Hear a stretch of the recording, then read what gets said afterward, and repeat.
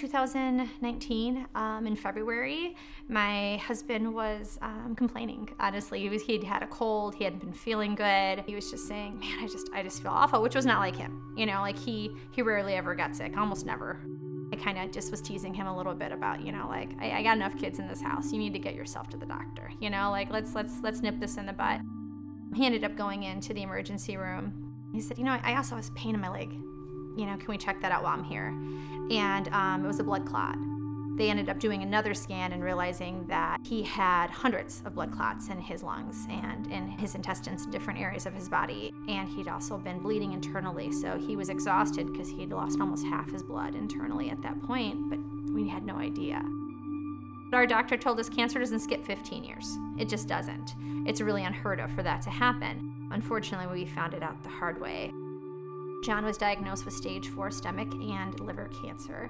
A stomach cancer that had metastasized into the liver. We tried everything, but that just wasn't God's will at the time. And so, excuse me. He did everything well, even die well.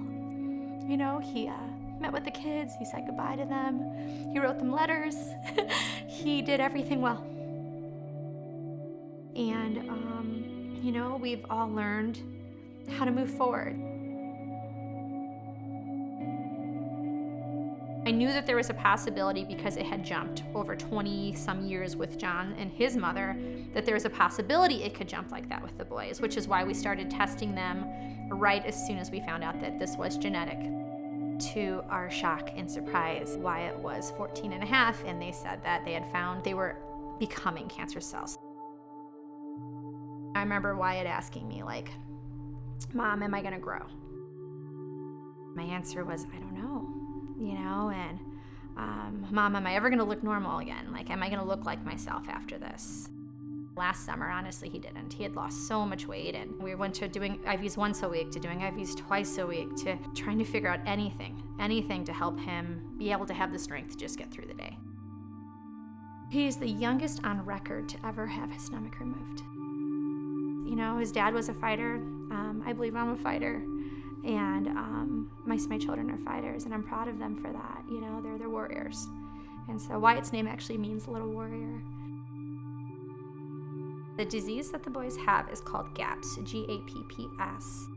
A lot of polyps for an average stomach would be like 4 or 5. Both of the boys have thousands of polyps in their stomach. They are missing a gene that keeps polyps from forming in the stomach. Without that, you just form polyps your whole life, and polyps are almost like a superhighway for cancer. The words Dr. Davis uses is carpet. It is a carpet of polyps. There isn't spots that are smooth. It's all polyps. We're like one of 10 families in the world, and my brother-in-law and his children are the 9th. So it's extremely rare. This whole experience has totally changed me. I'm a very, very different person than who I was beforehand.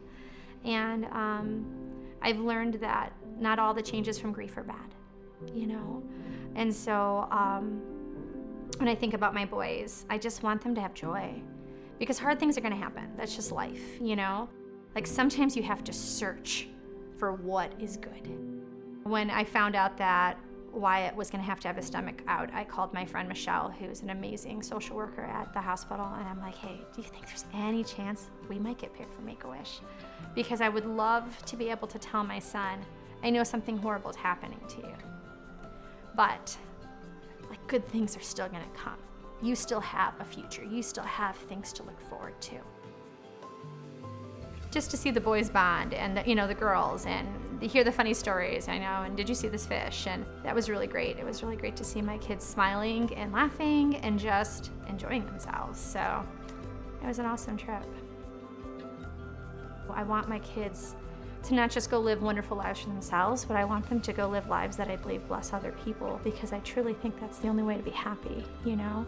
I think true happiness and joy comes in seeing that you can make an impact on the world around you, and that you can make someone else's life a little bit better. I've got 6 amazing children.